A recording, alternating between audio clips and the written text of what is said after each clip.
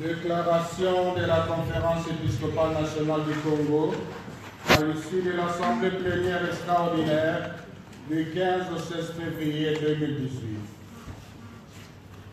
Nous, cardinal, archevêques et évêques, membres de la Conférence épiscopale nationale du Congo, CENCO, réunis en Assemblée plénière extraordinaire à Kinshasa du 15 au 17 février 2018, mis par la sollicitude pastorale à l'égard du peuple congolais, partageons ses joies et ses espoirs, ses tristesses et ses angoisses.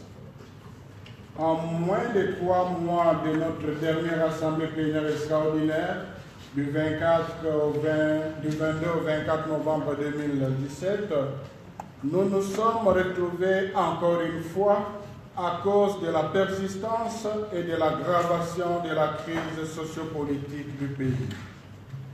Corps du Christ, l'Église n'est inféodée à aucune organisation politique. Sa seule préoccupation, c'est de contribuer au bien-être du peuple congolais tout entier, à la sauvegarde et à la promotion de la dignité de la personne humaine, au respect de la vie, des libertés et des droits fondamentaux. Suite aux appels constants de la CENCO, nous observons aussi bien à l'intérieur qu'à l'extérieur du pays un éveil des consciences du peuple congolais et sa détermination à prendre son destin en main. Constat douloureux.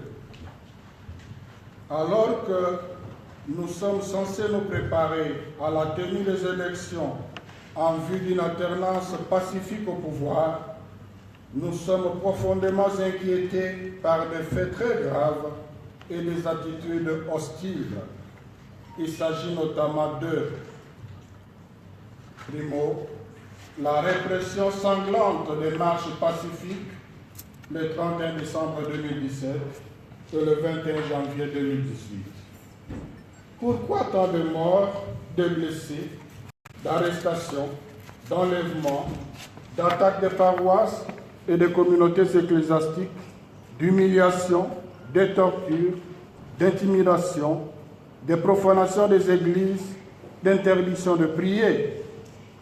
Quels crimes ont-ils commis ces chrétiens citoyens congolais qui, pacifiquement, réclamaient l'application intégrale de l'accord du 31 décembre 2016?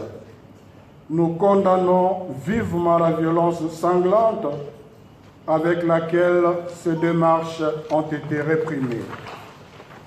Secondo, la campagne de dénigrement et de diffamation de l'Église catholique et SARIH.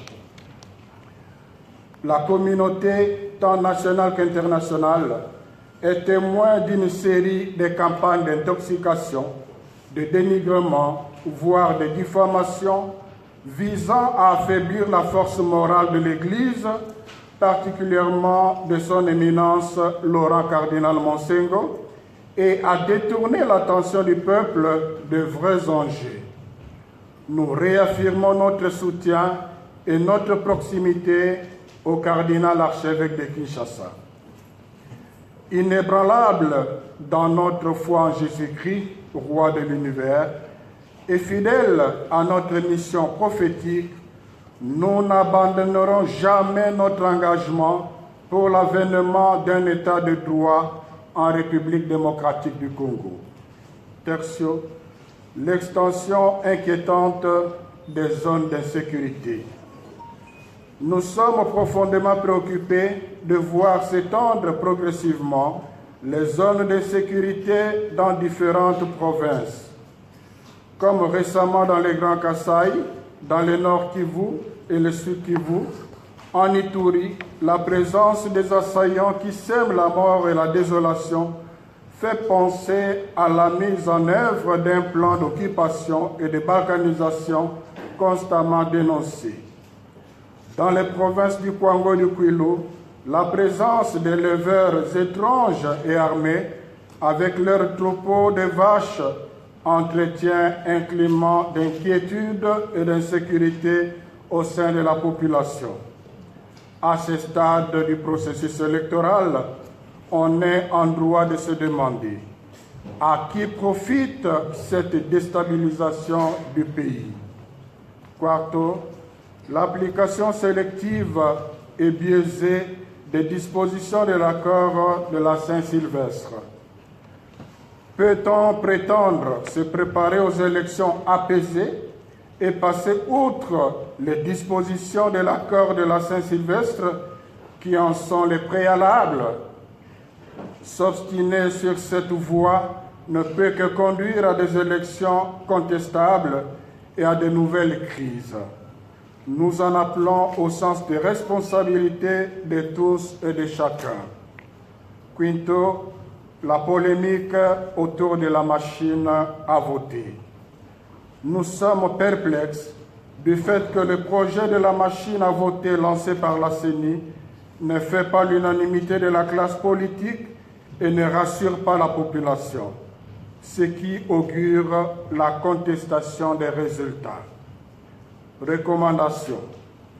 La CENCO réaffirme l'urgence d'aller aux élections en 2018 et demande avec insistance l'application intégrale et effective des dispositions en souffrance de l'accord de la Saint-Sylvestre, notamment le parachèvement des mesures de décrispation du climat politique, la redynamisation de la CENI, les dispositions relatives au Conseil supérieur de l'audiovisuel et de la communication, CESA.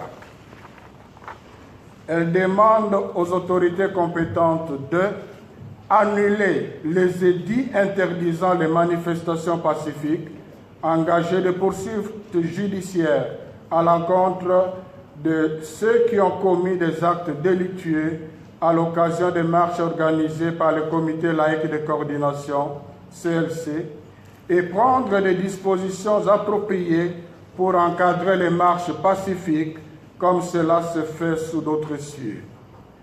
Arrêter les poursuites et les menaces à l'endroit des organisateurs des marches pacifiques qui n'ont fait qu'exercer leurs droits reconnus par la Constitution.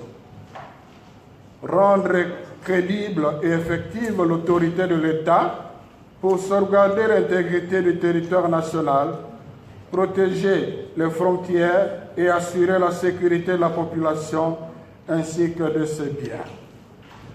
La CENCO invite la CENI à lever l'équivoque et les suspicions autour de la machine à voter en acceptant sa certification par des experts nationaux et internationaux.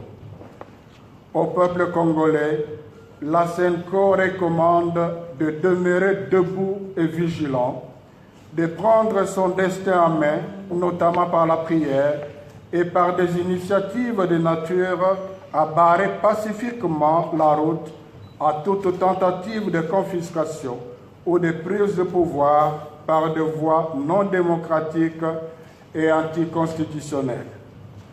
À la communauté internationale, la CENCO demande de continuer à accompagner la République démocratique du Congo dans le processus électoral et à placer le bien du peuple congolais au-dessus de ses intérêts. Conclusion. Nous rendons hommage aux morts, aux blessés et exprimons notre proximité et compassion aux familles éprouvées par la perte de leur durant les marches du 31 décembre 2017 et du 21 janvier 2018. La République démocratique du Congo appartient à tous ses filles et fils. C'est un droit et un devoir de tous de combattre tout ce qui peut hypothéquer son avenir. À 10 mois de scrutin, nous en appelons une fois de plus à la responsabilité des personnes et des institutions chargées de la préparation et de l'organisation des élections pour l'intérêt supérieur de la nation. Que par l'intercession de la Sainte Vierge Marie, Notre-Dame du Congo et Reine de la paix, Dieu bénisse la République démocratique du Congo et son peuple. À la signature, tous les archevêques et évêques membres de la CENCO présents à l'Assemblée plénière extraordinaire du 15 au 17 février 2018. Je vous remercie.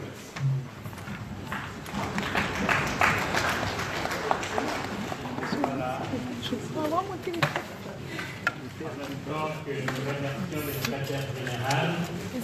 Demandons aussi aux caméramans de retrouver leur place, de s'asseoir. Est-ce que je peux faire la photo? Oui, je vais entre le secrétaire général et les journalistes qui veulent bien poser des questions.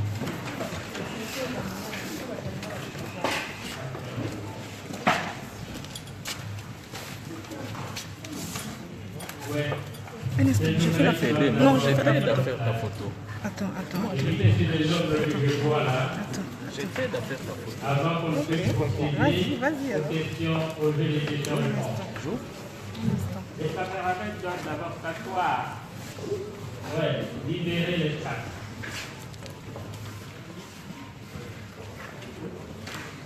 S'il vous plaît, on vous demande de vous asseoir.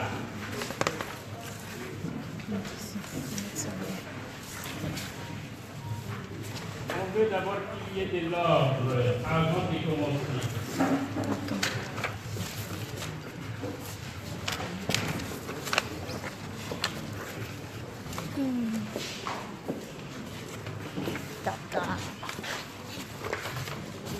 Chers amis, tout ce que vous voyez ici, je vous demande de vous retirer.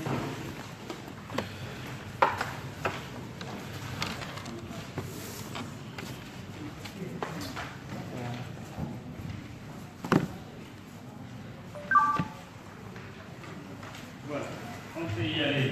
Alors, vous êtes déterminé, vous donnez votre nom, votre organe de presse et vous posez vos questions. La dame, alors, c'est long. Merci beaucoup, M. l'abbé. Je suis Gino Jésus de la radio FM, secrétaire général de la CNO, c'est à M. l'abbé Chenet.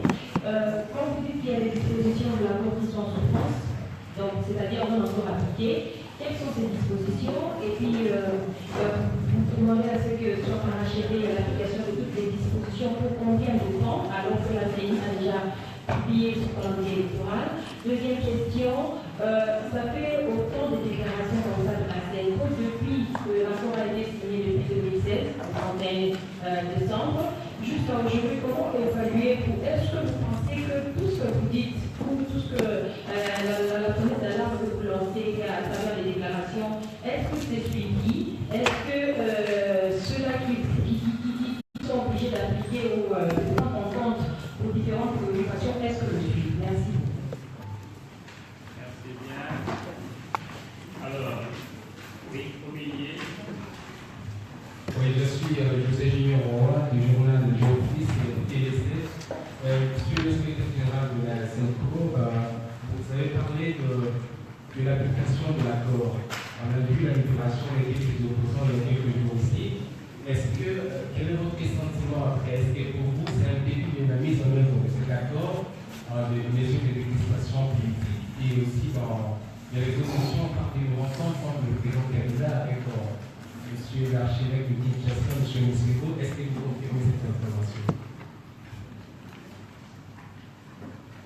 La dernière question par ici. Dernière question, par ici. Allez. Merci pour la parole, c'est Antoine Katumba, journaliste au journal Explorateur. Abbé Cholet, vous avez dit, ma foi, de la justice concernant les cas types de ceux-là qui sont tombés le 31, le 21 janvier, la marche de fidèles catholiques. Est-ce que vous êtes sûr et convaincu que la justice sera rendue convenablement comme il se doit? Car nous pensons comment est-ce que notre justice fonctionne. Merci. Voilà, donc on permet au secrétaire général de répondre. On va prendre la deuxième des questions.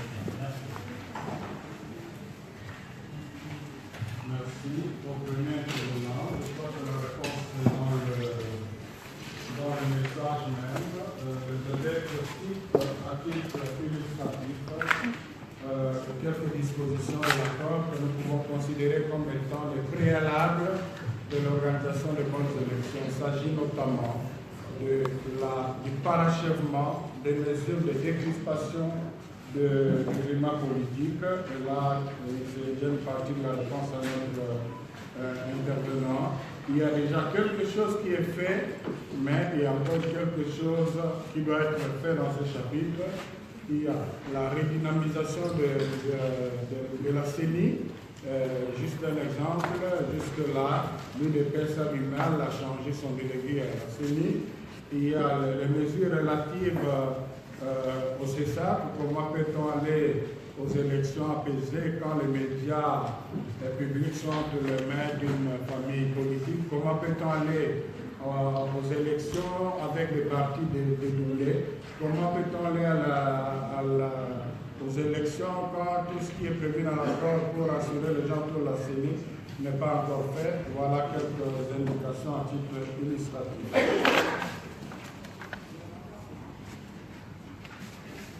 L'évaluation, je crois que les évêques eux-mêmes ont donné un début de réponse là. Ils ont constaté un éveil de conscience du peuple congolais et sa détermination à prendre son destin en main. Cela se vérifie à l'intérieur comme à l'extérieur du pays. Vous, les hommes et les femmes de médias, vous êtes mieux placés pour comprendre cela. Dans leur message, les évêques continuent à appeler le peuple congolais à demeurer debout et vigilant, que par le moyen pacifique qu'ils battent la route à tous ceux qui veulent confisquer ou conquérir le pouvoir par les voies anti-démocratiques, non démocratiques ou anticonstitutionnelles. Est-ce que ce message est suivi? Je dirais que si les évêques continuent encore à insister, ça signifie qu'ils considèrent qu'ils n'ont pas encore la réponse souhaitée. Donc, c'est tout un cheminement. Et, entre-temps, ils rappellent l'urgence d'aller aux élections conformément au calendrier en décembre 2018. La question par rapport à la rencontre éventuelle du cardinal et du président, je suis désolé.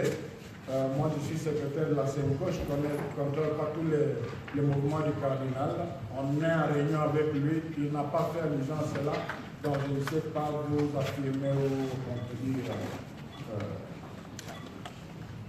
Alors, pour les poursuites judiciaires, je crois que les évêques comme les pasteurs ne peuvent que rappeler ce qui doit être fait.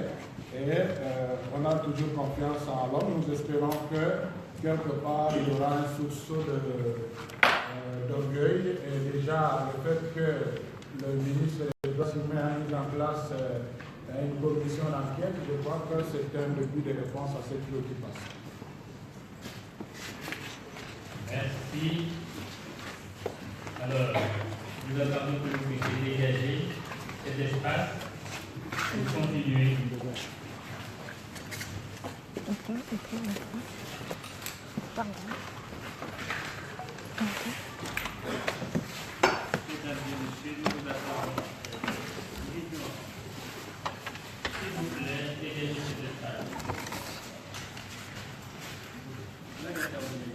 Ah, c'est fini. On rentrera? Ok. Alors,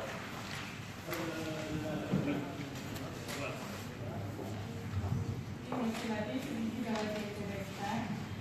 Monsieur l'abbé, je voulais juste peut-être savoir quelle est la position de la CENCO en rapport avec la marche prévue le 25 février par les TLC. Et la deuxième question, monsieur l'abbé, je voulais juste savoir, c'est peut-être par curiosité, il y a eu déjà des audits.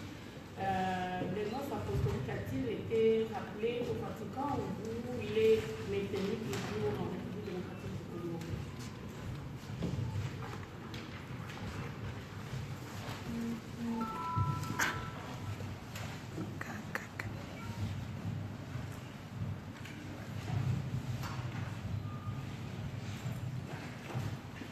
Je suis aussi Martin Guillaume Rabat TV. Monsieur le secrétaire général de la CENCO, je voudrais savoir si on peut dire que la série de marches pacifiques qu'organise le CLC vont s'estomper quand l'accord de la Saint-Sylvestre sera effectivement également mis en application. Si jamais vous trouvez gain de cause, est-ce que le CLC peut encore continuer avec une série, bien entendu, de marches pacifiques. Merci.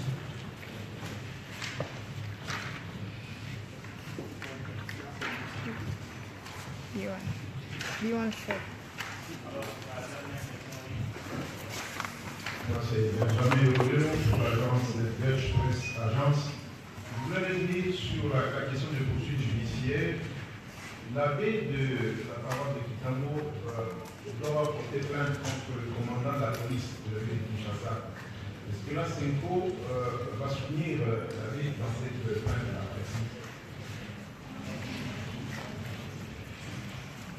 Voilà, donc la parole est au secrétaire général. Dans leur message, les évêques n'ont pas fait explicitement allusion à la marche du 25 février pour la simple raison que ce ne sont pas les évêques qui organisent cette marche-là.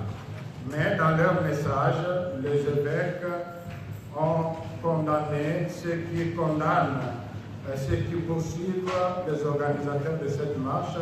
Ils demandent d'arrêter les menaces et les poursuites à leur endroit. Les évêques reconnaissent qu'ils ne font qu'accomplir leur devoir constitutionnel. Donc les évêques ne condamnent pas l'organisation de ces marches, tout comme les évêques n'entrent pas dans l'opérationnalité de la marche. Donc c'est aussi une réponse à celui Martin qui a demandé si le CLC va mettre fin. Donc ne confondez pas le CLC. Le CLC, c'est une structure, une association privée de l'Église qui répond, selon ses convictions, à l'appel des évêques. Les évêques, qui bénéficient d'un soutien moral des évêques, les évêques ne découragent pas leur action. Les évêques signalent au contraire les effets positifs, c'est-à-dire l'éveil de conscience, mais ce ne sont pas les évêques qui organisent dans le détail, que ce soit clair. J'ai écrit tout à l'heure, comme d'habitude, on adresse le message des évêques aussi aux nonces apostoliques et sur l'enveloppe, j'ai écrit à son Excellence Monseigneur Luis Mariano Montemayor, nonce en République démocratique du Congo. Je crois que vous avez la réponse.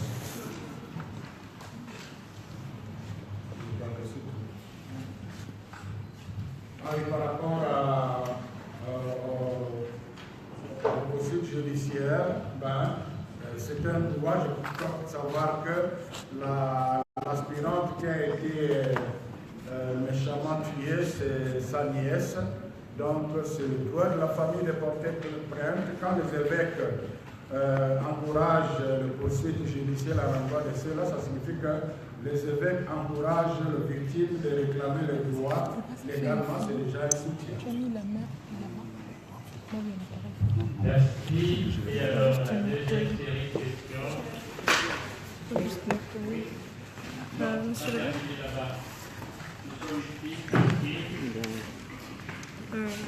question.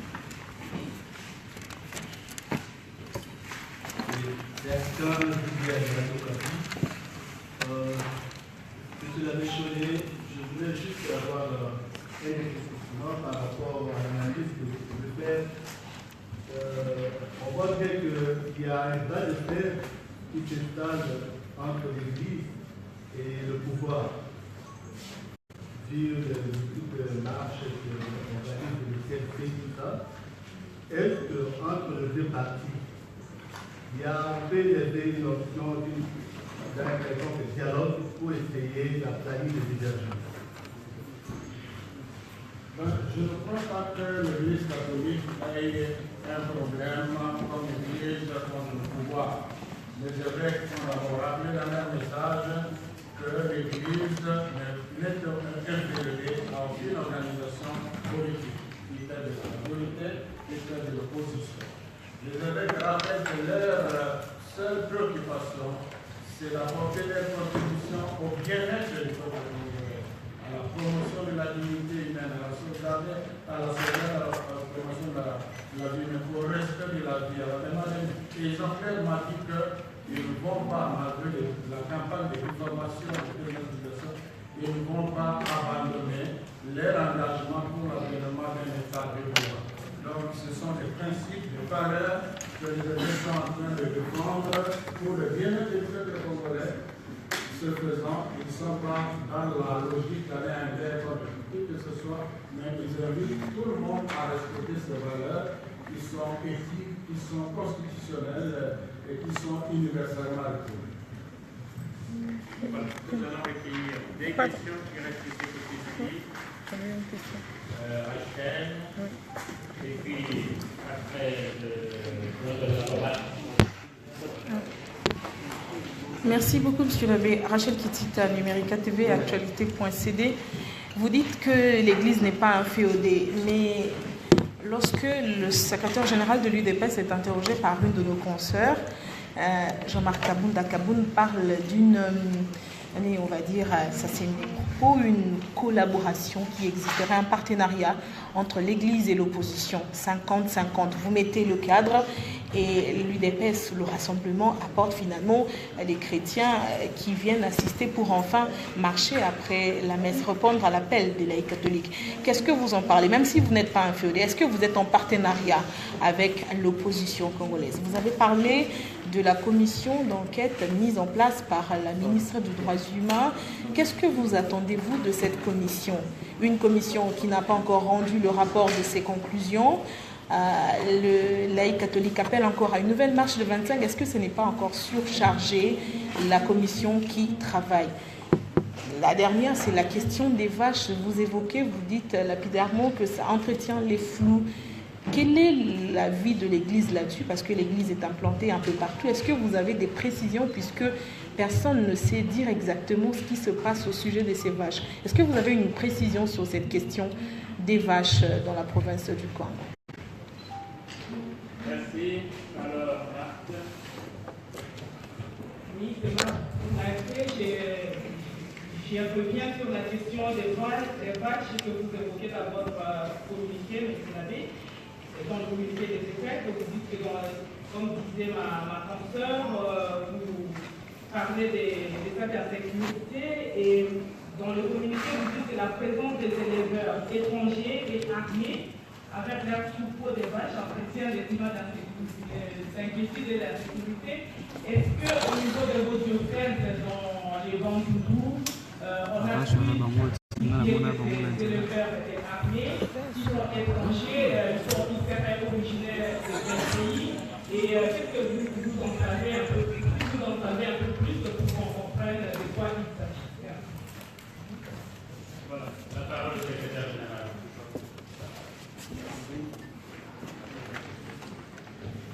Par rapport aux déclarations du secrétaire général de l'UDPS, il y a déjà quelques journalistes qui m'ont interrogé là-dessus. Quand bien même la marche n'est pas organisée par la CENCO, c'est au niveau de celle-ci comme je l'ai dit, mais une analyse objective peut déjà aider à juger de ces déclarations. D'abord, l'UDPS est dans la logique de la transition sans Kabila, tandis que le CLC réclame l'application de l'accord qui n'est pas de la Saint-Sylvestre, qui n'est pas dans la logique de la transition sans le président Kabila. Aussi, à lire les instructions données par les gens de CLC pour les marches, ils ont insisté pour que les partis politiques ne viennent pas en politiciens. Ceux qui veulent venir, ils viennent comme, s'affichent comme fidèles catholiques, comme de bonne volonté, mais qui s'inscrivent dans la logique de cette marche. Donc tout ça, c'est pour dire qu'il n'y a pas un deal entre l'Église catholique et l'UDPS. Ça, je le dis avec force. De la commission d'enquête, évidemment, nous attendons qu'un travail sérieux se fasse à ce niveau. On est quand même membre du Conseil des droits de l'homme et on devra quand même se respecter en tant que tel. Nous espérons que ce sera quelque chose de sérieux qui va redorer l'image de notre pays en matière de droits de l'homme. Des vaches, les évêques ont exprimé leurs inquiétudes, leurs préoccupations. Les témoignages font état de l'éleveur, pas étranger mais étrange. Parce que là, on me demande de quel pays ils sont, pas étrangers mais étranges. Et ils créent extrêmement d'insécurité. Donc, les prêtres, les évêques qui sont aussi de ce point-là, ils sont témoins de la façon dont c'est préoccupant. Et de l'autre côté, il y a un silence de l'autorité. Voilà pourquoi dans leur message, les évêques font aussi une recommandation à l'autorité pour qu'ils rendent crédible et effective l'autorité de l'État. Voilà. Et aussi pour la sécurisation de l'intégrité du territoire national et pour protéger les frontières et assurer la sécurité de la population. Donc, c'est un constat, une inquiétude, et ils en appellent à qui de droit de prendre les dispositions pour rassurer et sécuriser les gens. Voilà, dans la dernière série, je vous demande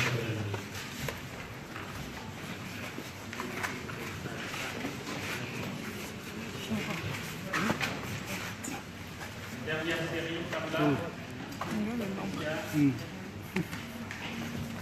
Merci, M. Abbé. Assistant camarade de la radio catholique Nigeria. M. Abbé, sur les minutes observons qu'après les deux dernières marches organisées par le CLC, l'Église est entrée en conflit avec le pouvoir en place. En dictate de soutenir l'opposition. Que dites-vous par rapport à cela?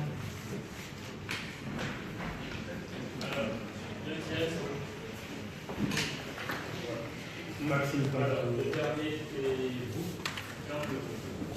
Maxime Tonto. Maxime Tonto, avec Marie.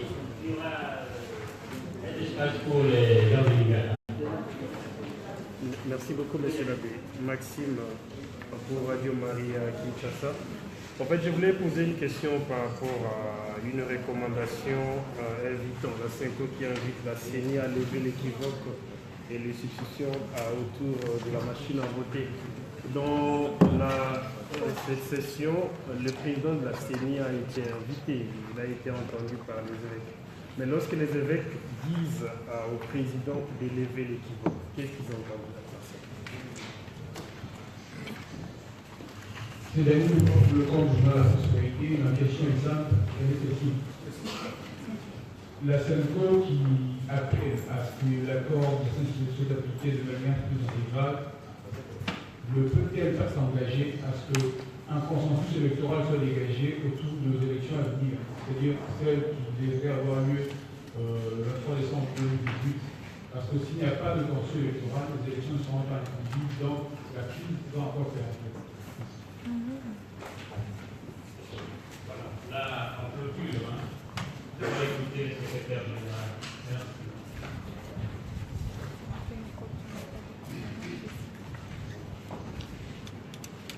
L'Église catholique ne soutient pas d'opposition à la marche qui sont devenues d'organiser. Ceux qui organisent les marches réclament, à la suite de l'appel des évêques, l'application effective et intégrale de l'accord. Est-ce que cet accord est l'accord de l'opposition? Est-ce que c'est un document que l'opposition a imposé à la nation? Je crois que c'est un accord qui a été signé par les différentes parties prenantes. Et vous ne me direz pas que ceux qui sont en train de marcher à la suite de l'appel des CLC, ce sont seulement les gens de l'opposition. Je ne crois pas que c'est ça, donc c'est une fausse, mauvaise lecture. Par rapport à la machine à voter, effectivement, les évêques ont écouté le président de la CENI qui leur a expliqué qu'il s'agit d'une machine, il ne s'agit pas d'un vote électronique, il s'agit d'une machine à imprimer, à voter. Mais d'autre part, il y a une bonne opinion qui parle de vote électronique, il y a déjà une équivoque. Les évêques relèvent aussi les suspicions. En fait, ce qui fait peur, ce n'est pas vérifiable par la sensibilisation, mais c'est au niveau, un niveau où ça demande une expertise. Les évêques n'ont pas cette expertise-là pour savoir ce qui est dans le serveur, comment fonctionne le logiciel. Je crois qu'ils sont responsables au lieu de trancher, ils ont recommandé à la CENI que, parce que le danger, les évêques l'ont souligné, si on va aux élections avec cette machine, dans ces contextes où l'équivoque n'est pas levé, dans ces contextes où il y a des suspicions, les élections risqueront d'être contestées, ce sera encore le début d'une crise. Et la meilleure façon, selon les évêques, de lever les suspicions et l'équivoque, c'est de certifier ces machines par les experts internationaux. Nous avons déjà dans le pays le groupe d'experts électoraux de la communauté internationale. Le président de la CENI a dit aux évêques que ça sera opérationnel certainement cette semaine ici. Avec le concours des experts nationaux, on peut vérifier ce qui fait peur. À ce moment-là, je crois qu'on peut voir dans quel sens aller. Si c'est à ce niveau-là, ils considèrent que non, c'est quelque chose qu'on ne doit pas encourager, la CENI devra avoir le courage de revenir à cette proposition. Mais si les experts nous disent que nous démontrent, nous convainquent qu'il n'y a plus de peur que de mal, il faudra aussi être logique. Voilà. Voilà, merci au secrétaire général. Alors, il y a une question par rapport au consensus électoral. Mais pourquoi est-ce qu'il y a eu accord de Saint-Sylvestre? La crise est essentiellement électorale. L'accord, c'est justement ça le consensus. Et donc, ce que vous demandez, c'est ce qu'on a déjà obtenu. C'est question de l'appliquer simplement. Vous comprenez que la solution à la crise, c'est peu de choses. C'est simplement la volonté d'appliquer ce qui a été signé, c'est tout. Vous voulez encore un autre dialogue? C'est quoi? Avec qui? Voilà. Très bien. Alors, nous allons d'abord clôturer et puis ici des Lingala viendront mettre la question et puis la synthèse du secrétaire général. Rachel. Nous disons merci au secrétaire général. Rachel, c'est l'émission. Pour cet éclairage que nous allons avoir. Nous vous disons aussi merci d'être venus nombreux. Nous osons croire et nous espérons que vous serez des interprètes fidèles de cette déclaration. Alors, nous allons clôturer et après, nous démontrons la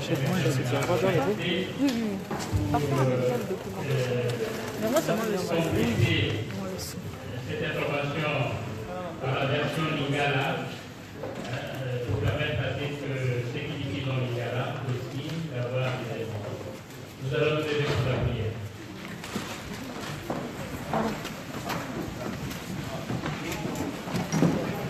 Ainsi se termine le point de presse de la Sainte-Claude. On va faire une petite prière pour terminer. Je vous salue Marie, pleine de grâce, le Seigneur est avec vous. Vous êtes bénie entre toutes les femmes, et Jésus, le fruit de vos entrailles, est béni. Sainte Marie, Mère de Dieu, priez pour nous, pauvres pécheurs, maintenant et à l'heure de notre mort. Amen. Pour ces petits moments d'échange que nous venons d'avoir entre nous, maintenant que nous allons rentrer chacun chez lui, nous demandons de nous accompagner, d'être avec nous, et que nous puissions faire une bonne route et arriver sans enfant chez vous. Nous implorons donc l'aide, l'assistance et l'intercession de la Vierge Marie, elle qui est notre maman, qu'elle soit avec chacun de nous. Elle qui est la mère de Jésus, notre Seigneur et notre Dieu, qui vit et règne aujourd'hui, demain et pour les siècles des siècles. Amen. Voilà, merci. Nous restons avec ceux de Lingala. Ainsi se termine ce point de presse. Maintenant, c'est la partie Lingala. Est-ce que vous en avez encore besoin? Est-ce qu'il va falloir que nous fassions également la partie Lingala ou on peut se limiter au français? Dites-moi. Alors dites-moi, est-ce qu'il faudra prendre la partie Lingala ou on s'arrête au français? Merci beaucoup pour vos encouragements. Merci. Merci en tout cas. Dites-moi, est-ce qu'il va pas? On peut s'arrêter là pour le français ou vous avez besoin de la version en Lingala? On s'arrête là? s'arrête là, hein? On s'arrête là? Ouh. Que je fasse, hein? Ok. Vous en avez besoin de tous lingala? Tout katawana. Tous lingala, tout katawana. Nazwa lingala, ok, d'accord. Ça va, on prend la partie lingala, ok. D'accord. D'accord. On va prendre la partie lingala. D'accord.